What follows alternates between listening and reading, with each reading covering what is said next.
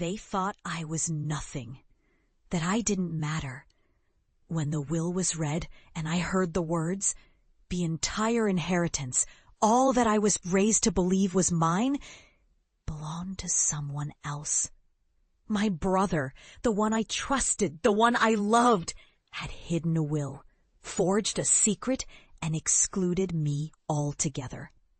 I remember the cold silence that followed, the whispers, the looks of pity, the way they said I was a disgrace to the family, that I'd never rise above the shame I'd brought upon myself.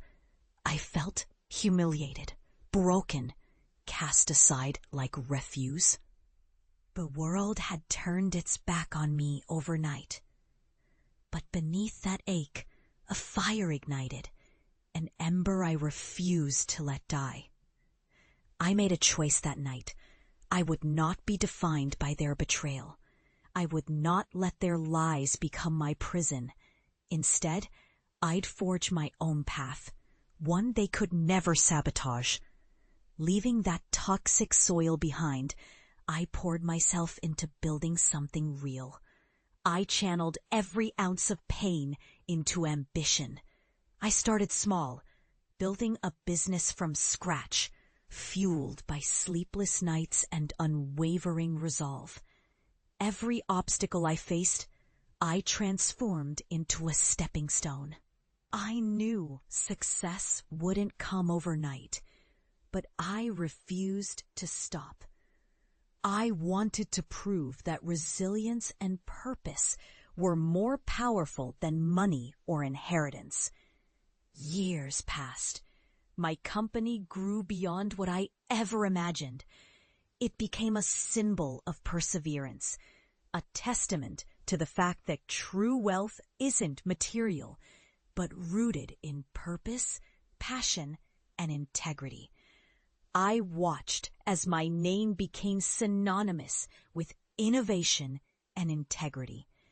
I used my success to give back, creating a foundation in childhood dreams we once shared, giving hope to others who had been cast aside, just like I was. And then I returned. The house was just as I remembered, familiar yet distant. The same faces, now older, looked at me with a mix of curiosity and envy. My brother, whose betrayal had nearly shattered me, stepped forward, trying to mask his guilt with a false smile. They expected me to falter, to be consumed by bitterness, to kneel before their judgment. I stood tall, calm, unbreakable. "I'm here to show you," I said softly, but with unwavering strength, "that the greatest inheritance is not what's in a will, but what you carry inside: resilience, purpose, and the courage to rise. I built my legacy from nothing, and I've given more than I ever received."